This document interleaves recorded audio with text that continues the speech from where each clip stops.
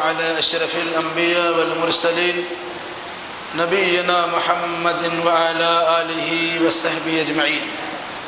أعوذ بالله من الشيطان الرجيم. بسم الله الرحمن الرحيم. كتاب أنزلناه إليك ليدبروا في آياته وليتذكر أولو الألباب. سبحانك لا علم لنا إلا ما علمتنا إنك أنت العليم الحكيم.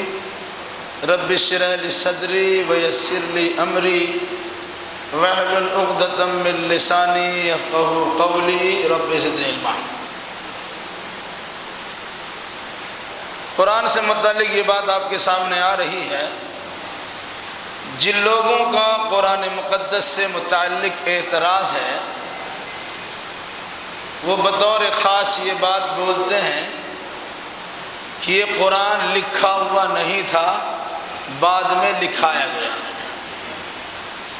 اس کے جواب کے طور پر قرآن مقدس نے خود یہ جملہ استعمال کیا ہے، ذالک الکتاب.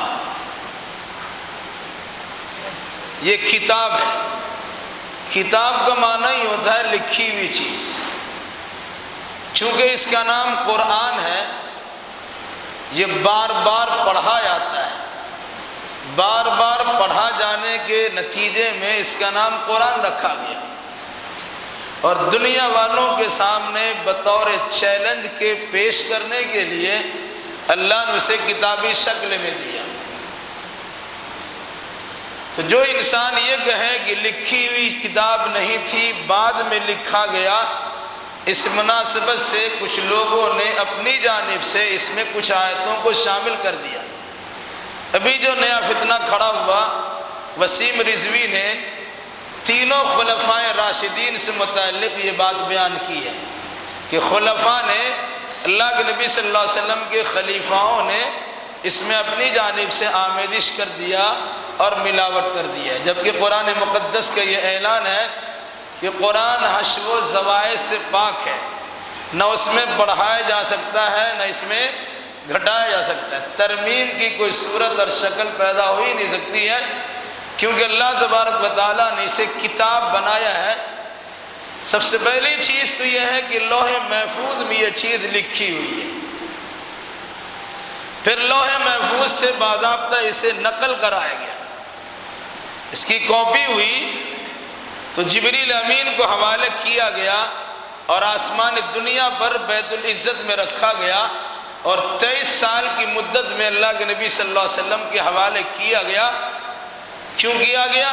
کتاب انزلناہ الیک لیدبروا فی آیاتہ. یہ کتاب ہے جسے ہم نے اے نبی آپ کے پاس نازل کیا ہے تاکہ اس کی آیتوں میں غور و فکر کیا جائے. وَلِيَتَذَكَّرَ أُولُو الْأَلْبَابِ، اور تاکہ عقل مند انسان اس سے عبرت و نصیحت حاصل کر سکے.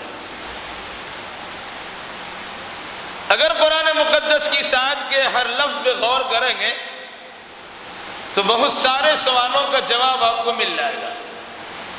یہ کہنا کہ لکھا ہوا نہیں تھا، قرآن نے اس کی تردید کی ہے، تو کتاب ہی ہے.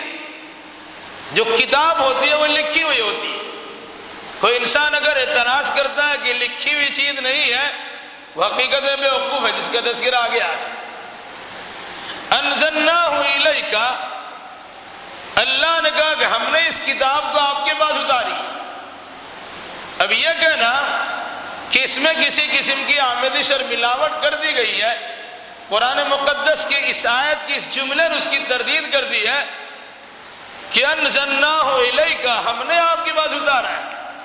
جب اللہ نے اتارا ہے اور کتابی شکل میں اتارا ہے تو کسی اور کی جانب سے آمیزش کرنے اور ملاوٹ کرنے کی بات ہو ہی نہیں سکتی. کیوں اتارا ہے؟ لیدبروا فی آیاتہ، تاکہ اس کی آیتوں میں غور و فکر کیا جائے. اب اگر کوئی انسان قرآن کی آیتوں میں تدبر نہیں کرتا ہے، غور و فکر نہیں کرتا ہے، تو اس کی جانب سے یہ اعتراض ہوتا ہے کہ کتاب لکھی ہوئی نہیں ہے، کتاب اللہ کی طرف سے مکمل نہیں ہے. یہ اس انسان کی طرف سے بات آتی ہے جس میں تدبر نہیں کرتا ہے بلکہ صرف ایک آیت میں غور و فکر کرے تو اس کا عقیدہ مضبوط ہو جائے گا اور وہ یہ بآسانی سمجھ لے گا کہ قرآن کتاب ہے اور قرآن اللہ کی جانب سے منزل من اللہ ہے، اور اس کے ساتھ ساتھ یہ قرآن ہم انسان کو تدبر کی دعوت دیتا ہے، غور و فکر کرنے کا پیغام سناتا ہے۔ پھر کہا کہ غور و فکر کون کرتا ہے اور تدبر و تفکر سے کون کام لیتا ہے، اس کے معنی مطالب کو سمجھنے کی کوشش کون کرتا ہے اور پھر اس سے عبرت و نصیحت حاصل کون کرتا ہے۔ اس کے بعد کے جملے میں کہا وَلِيَتَذَكَّرَ أُولُو الْأَلْبَابِ، تاکہ اس کتاب کو کتابی شکل میں اللہ نے محمد الرسول اللہ کے پاس اس لیے نازل کیا ہے، اس میں تدبر بھی کیا جائے اور اس کے ساتھ ساتھ اس سے عبرت و نصیحت بھی حاصل کی جائے۔ عبرت و نصیحت کون حاصل کرے گا؟ وَلِيَتَذَكَّرَ أُولُو الْأَلْبَابِ، جو عقل والا ہوگا وہ نصیحت حاصل کرے گا۔ اب اس کا مفہوم مخالف لیں گے، جو انسان قرآن میں تدبر نہیں کرتا وہ بے عقل ہے، جو انسان قرآن مقدس سے عبرت و نصیحت حاصل نہیں کرتا وہ بے وقوف ہے، کیونکہ قرآن نے کہا وہی تدبر کرتا ہے جس کے پاس عقل ہوتی ہے اور وہی عبرت و نصیحت حاصل کرتا ہے جس کے پاس عقل ہوتی ہے۔ تو قرآن نے عقل مند انسان کے وجدان کو جھنجھوڑتے ہوئے قرآن مقدس سے عبرت و نصیحت حاصل کرنے کا حکم بھی دیا ہے، اور عبرت و نصیحت نہیں حاصل کی جا سکتی ہے جب تک کہ قرآن مقدس میں تدبر و تفکر نہ کیا جائے۔ تو جو انسان تفکر کرتا ہے وہی عقل مند ہوتا ہے، جو انسان نصیحت حاصل کرتا ہے وہی عقل مند ہوتا ہے، اور جو انسان نہ قرآن کو سمجھتا ہے نہ قرآن میں تفکر کرتا ہے نہ قرآن کے معنی مطلب کو جاننے کی کوشش کرتا ہے وہ حماقت سے اور سفاہت سے اور بے وقوفی سے دو چار ہے۔ یہی وجہ ہے کہ کہا جاتا ہے دنیا کی ساری کتابیں آپ پڑھ جائیے آپ عقل مند نہیں ہو سکتے، دنیا کی ساری کتابیں پڑھ جائیے آپ عقل مند نہیں ہو سکتے ہیں۔ اللہ کی نگاہ میں وہی انسان عقل مند ہے جو اللہ کی کتاب کو پڑھ لیتا ہے۔ قرآن مقدس کو سمجھ کے پڑھیے، اللہ کی جانب سے عقل مند ہونے کا سرٹیفکیٹ دیا جائے گا۔ دنیا کی ساری کتابیں پڑھ لیجئے، دنیا کے لوگ آپ کو عقل مند کہہ سکتے ہیں کہ بہت بڑا پڑھا لکھا انسان کہہ سکتے ہیں، لیکن اللہ کی نگاہ میں آپ عقل مند نہیں کہلا سکتے، کیونکہ عقل مند وہی ہوتا ہے جو قرآن کو سمجھ کے پڑھتا ہے اور قرآن میں تفکر کرتا ہے، قرآن میں تدبر کرتا ہے، قرآن کے معنی کی سمندر میں غوطہ زنی کرتا ہے، قرآن سے ہیرے جواہرات نکالنے کی کوشش کرتا ہے، ہدایت کے سرچشمے وہاں سے جاری ہوتے ہیں اس کے شوتے تک اور اس کے منبع اور مرکز تک پہنچنے کی وہ کوشش کرتا ہے۔ یہی وجہ ہے یہ قرآن رشد و ہدایت کا منبع ہے اور ساتھ ساتھ علم و حکمت کا مخزن ہے، یہ خزانہ ہے۔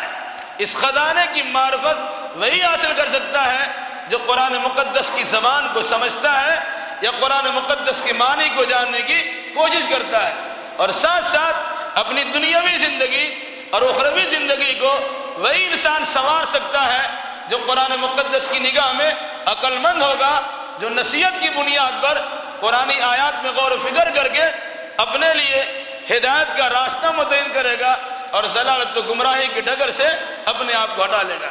قرآن نے کیا کہا؟ کتاب انزلناہ الیک لیدبروا فی آیاتہ ولیتذکر اولو الالباب، یہ کتاب ہے جسے ہم نے آپ کے پاس نازل کیا ہے تاکہ لوگ اس میں غور و فکر کریں اور تاکہ عقل مند انسان اس سے عبرت و نصیحت حاصل کرے۔ اگر ہم قرآن مقدس سے عبرت و نصیحت حاصل کرتے ہیں تو اللہ کی نگاہ میں عقل مند ہیں، اور اگر نہیں حاصل کرتے ہیں تو لوگوں کی نگاہ میں بڑے عقل مند ہو سکتے ہیں، اللہ کی نگاہ میں سب سے بڑے بیوقوف ہیں۔ اللہ ہمیں حماقت و سفاہت و بیوقوفی سے بچائے اور عقل مندی کے حصول کے ساتھ ساتھ قرآن مقدس کے معنی مطلب کو سمجھنے کی توفیق عطا نصیب فرمائے۔ اقول قولی ھذا واستغفر اللہ لی ولکم ولسائر المسلمین وآخر دعوانا ان الحمد للہ رب العالمین۔ السلام علیکم۔